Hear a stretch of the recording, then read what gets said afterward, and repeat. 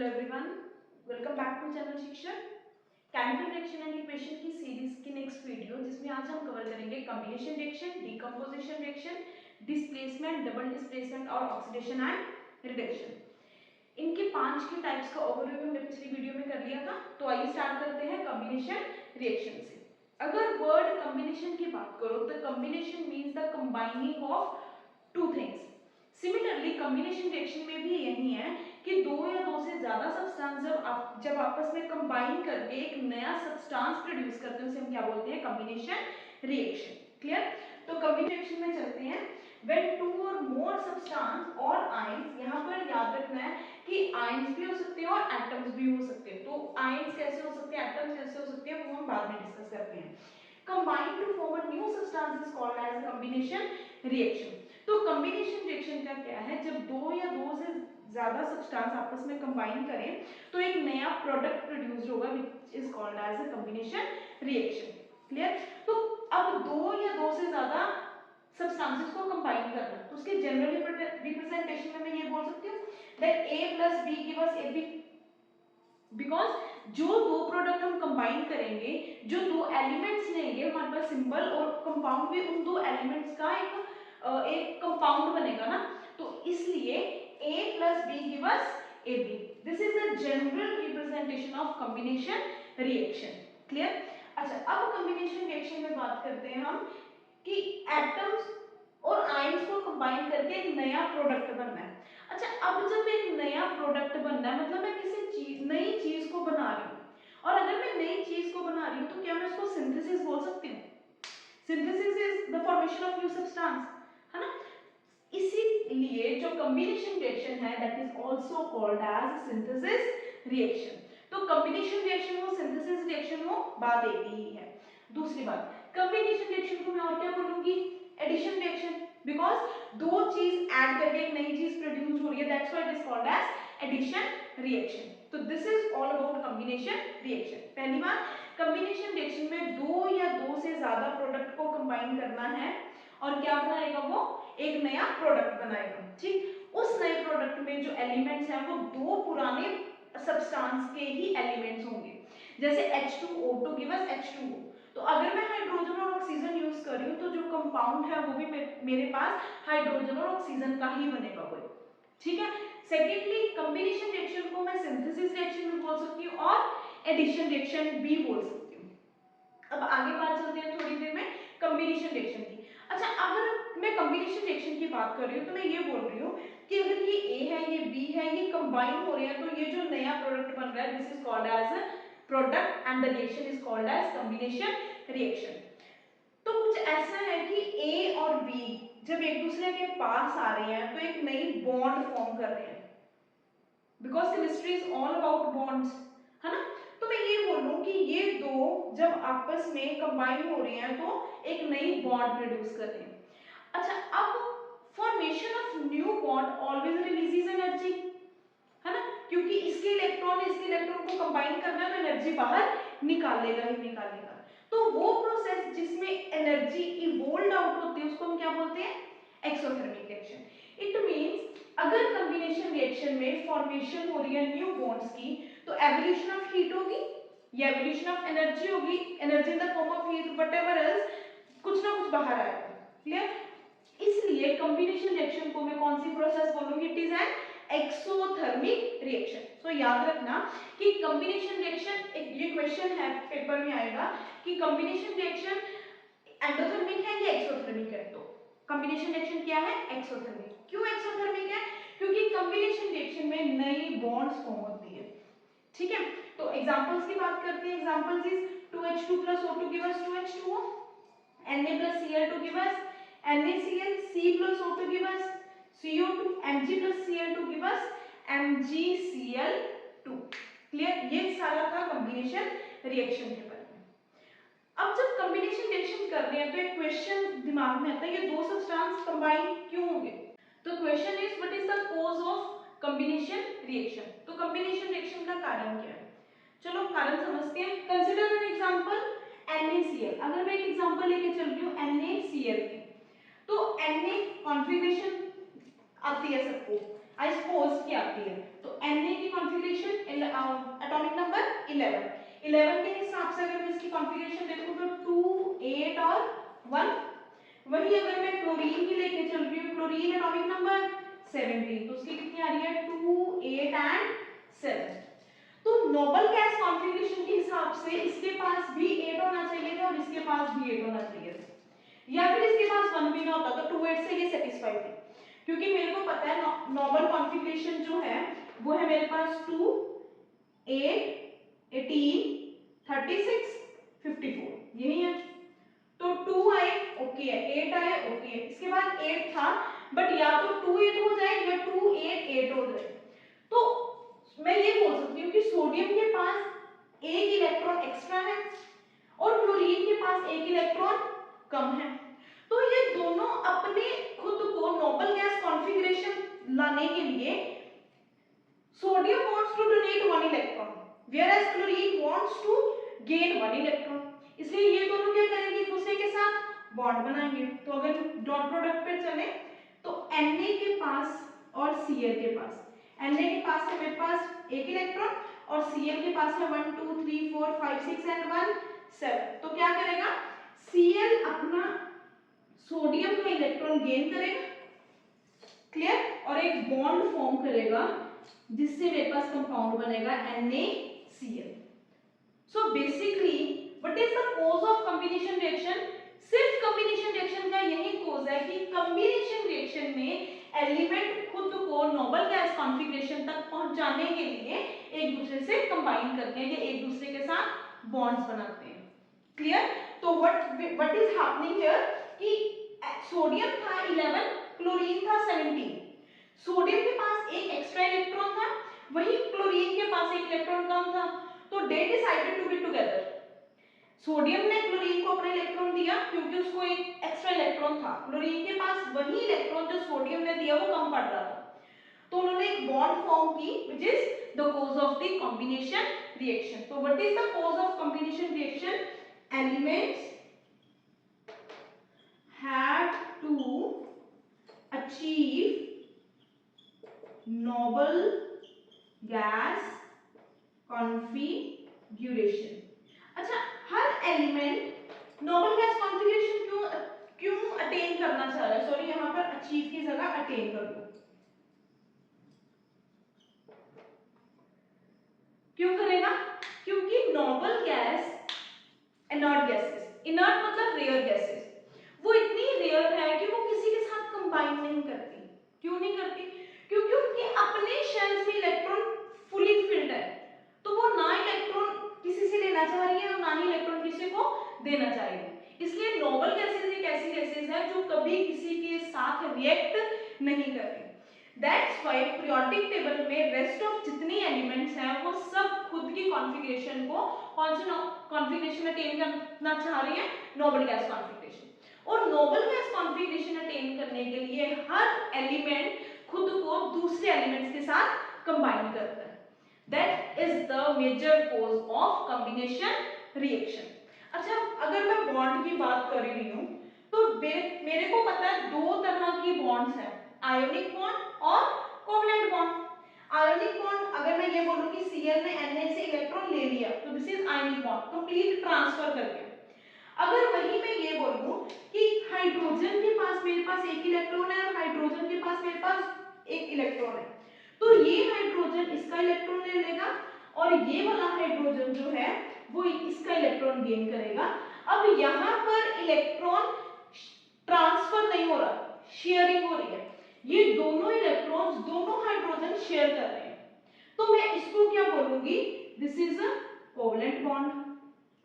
और जहां electron completely transfer हो गया, मतलब सोडियम के पास मेरे पास कुछ नहीं बचा और वही क्लोरीन के पास एक्स्ट्रा चार्ज के कारण नेगेटिव चार्ज आ गया, तो वो बॉन्ड कौन सी होगी? Ionic bond. It means combination reaction में मेरे पास दो तरह की बॉन्ड्स एग्जिस्ट करते हैं, कौन सी? कोवलेंट बॉन्ड और दूसरी ionic bond, clear. So this is all about combination reaction कि कॉम्बिनेशन रिएक्शन में एक या दो से ज्यादा सब्सटेंस खुद को जब कंबाइन करते हैं तो एक नया प्रोडक्ट बनाते हैं, that is called as combination reaction, जिसकी जनरल रिप्रेजेंटेशन में देखा A + B = AB। फिर हमने किया कि नए प्रोडक्ट की एज वेल एज ये हमेशा एक्सोथर्मिक होगा। क्यों? क्योंकि इलेक्ट्रॉन शेयरिंग या अच्छा ये चीज एक ध्यान रखना, ये हम +1 के चैप्टर्स में कवर करते हैं वैसे, बट जब भी एक एटम अपना इलेक्ट्रॉन देता है तो वो कुछ एनर्जी लेता नहीं है, रिलीज करता है। क्लियर? जब भी एक एटम अपना इलेक्ट्रॉन देना चाह रहा है तो हमेशा कुछ एनर्जी जो है वो रिलीज हो रही है due to formation of new bonds.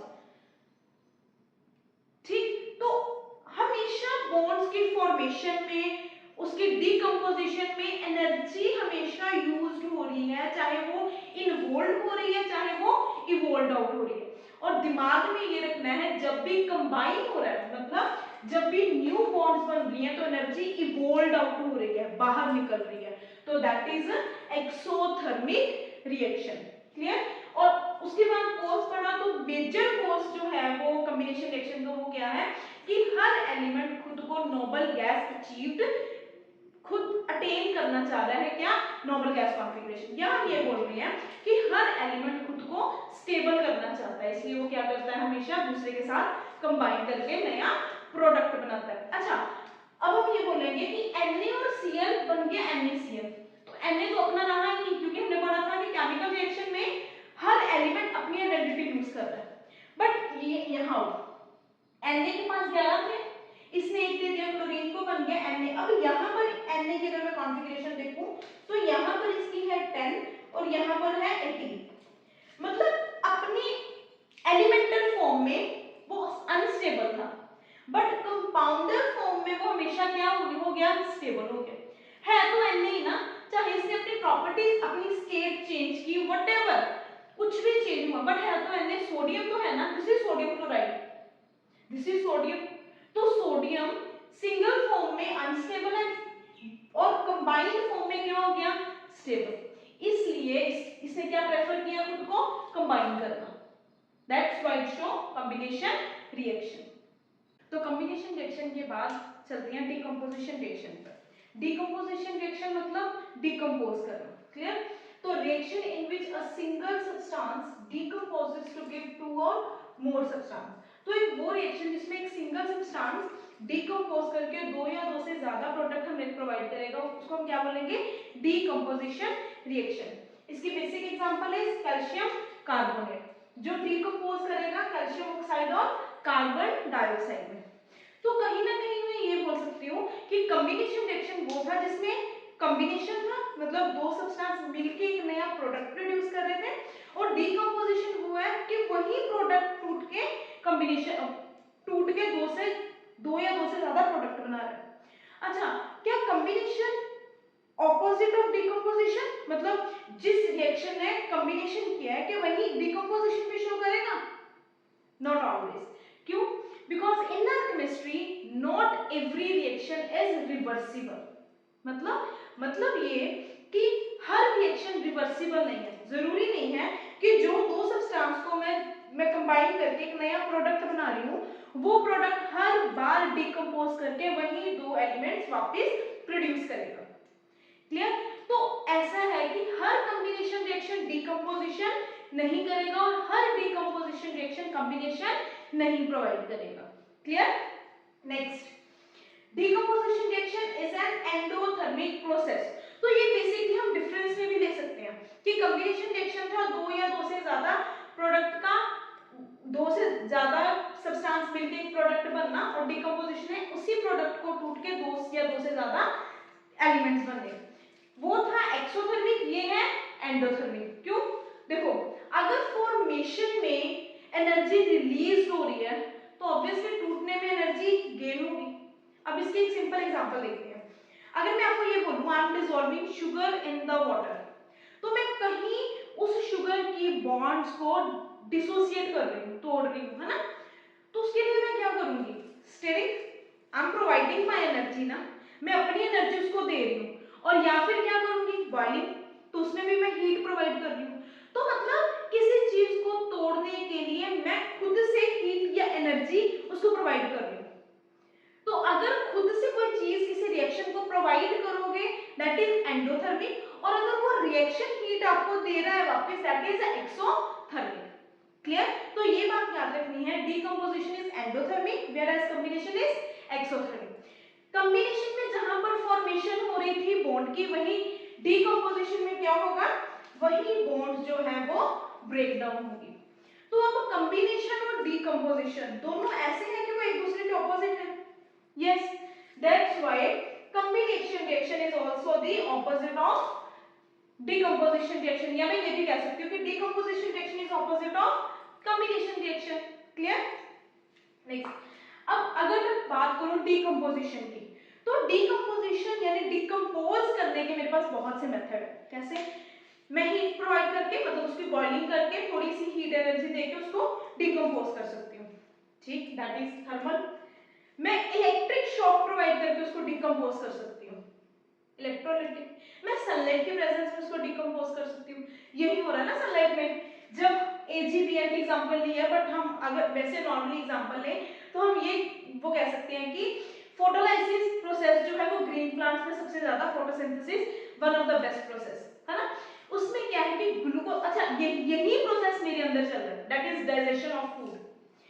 Sugar हमने इनटेक की, वही शुगर आगे जाके डिसोसिएट हो जाती है ना, ग्लूकोज माल्टोज में कन्वर्ट हो रहा है, प्रोटीन अमाइनो एसिड्स में कन्वर्ट हो रही है, तो डिकम्पोज करके कन्वर्ट हो रही है, तो डिकम्पोजिशन है। वही अब डिकम्पोजिशन के तीन जो टाइप्स हैं वो है थर्मल डिकम्पोजिशन, इलेक्ट्रोलिटिक डिकम्पोजिशन और फोटोलिटिक। तो इतना याद रखना है, थर्मल मींस हीट, तो थर्मल हीट ये हमेशा माइंड में रखना कि जहां वर्ड थर्मल यूज हो गया means heat, thermal energy means heat energy, thermal capacity means heat capacity. Clear? तो थर्मल डिकम्पोजिशन मतलब डिकम्पोजिशन किसके साथ की है, हीट के साथ, तो ये उसकी example. Clear? Next, electrolytic decomposition, electrolytic means electrolysis means electricity, तो वो डिकम्पोजिशन जो इलेक्ट्रिक करंट के साथ की हुई है उसको क्या बोलेंगे, इलेक्ट्रोलिटिक डिकम्पोजिशन। अच्छा, इलेक्ट्रोलिटिक डिकम्पोजिशन की एक बात याद रखना, mobile phone batteries one of the best example of electrolytic decomposition. Charging खत्म होती है, उसको चार्ज करते हो ना, इलेक्ट्रिसिटी की हेल्प से वो उस बैटरी के अंदर जो सॉल्ट है उसको डिकम्पोज कर रहे हो, सो दैट वो एनाइंस और कैटाइंस की तरफ मूव करे, उनको चार्ज प्रोवाइड करे। तो इसकी डिटेल +2 में है, वो तब पढ़ेंगे, बट इतना याद रखना, charging of mobile phone is a electrolytic decomposition. Clear? Next is photolytic decomposition, photolytic decomposition in the presence of sunlight. तो ये तीन टाइप्स याद रखनी है, thermal decomposition is by heat, electrolytic decomposition is by electric current and photolytic decomposition is in the by the presence of sunlight. Decomposition reaction के बाद चलते हैं डिस्प्लेसमेंट रिएक्शन में। डिस्प्लेसमेंट रिएक्शन हमने ओवरव्यू में भी पढ़ा कि डिस्प्लेसमेंट रिएक्शन मींस डिस्प्लेस करना।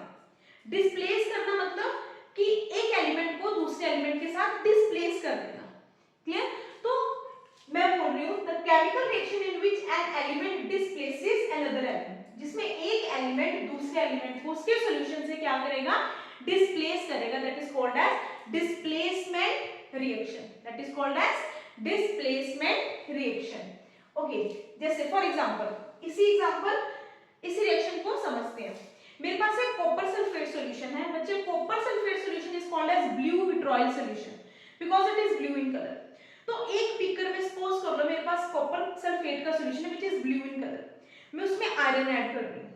जब मैंने उसमें आयरन ऐड किया, आफ्टर अ फ्यू मिनट में ये देखूंगी कि वो blue colour changes to green.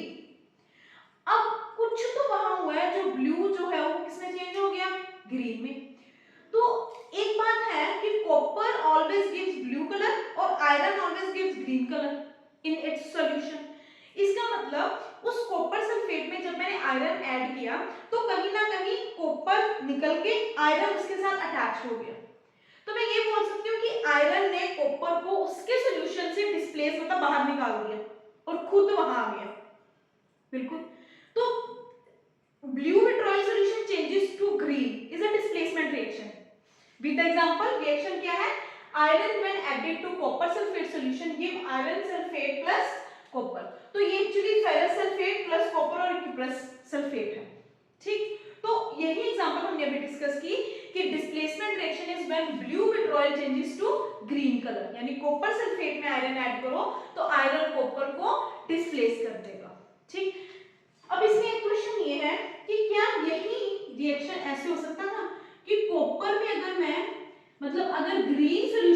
Copper add करूं तो वो ब्लू कलर का हो जाए।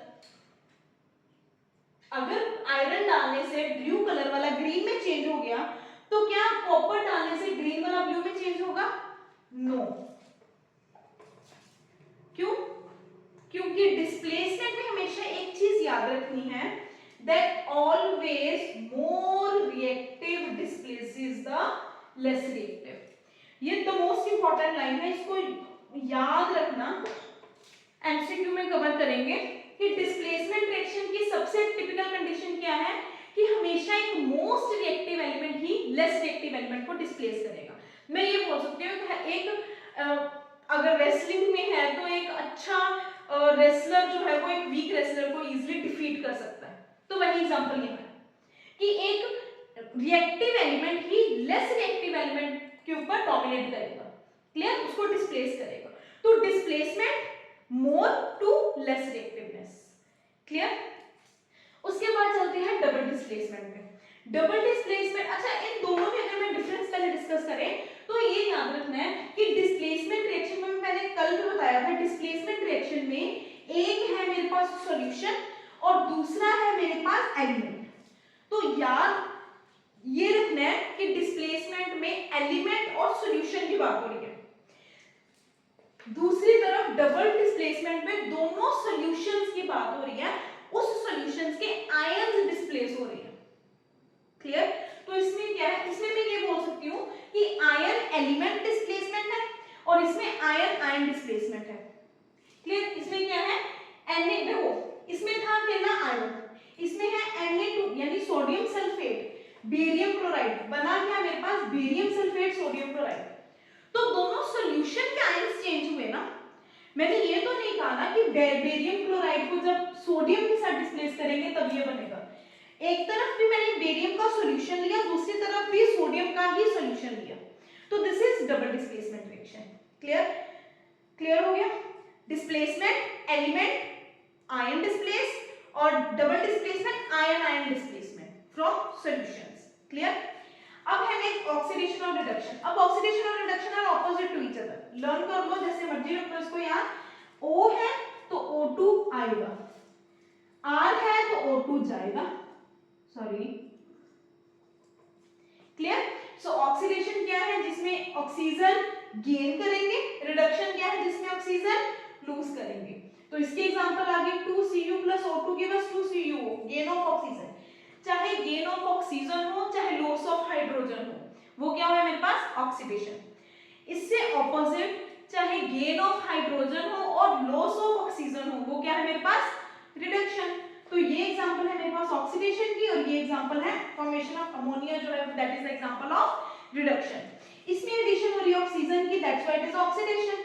इसमें एडिशन हो रही है हाइड्रोजन की, that's why it is a reduction, clear. तो ये था हमारा आपका topic, that is the type of the reaction.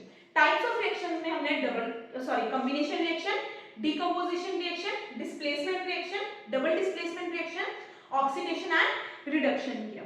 अब जो टॉपिक है दैट इज अ लिटिल छोटा सा टॉपिक जो है दैट इज अ कोरोजन, वो हम करेंगे नेक्स्ट वीडियो में, उसके साथ ही कवर करेंगे एनसीईआरटी के कुछ क्वेश्चंस, ओके।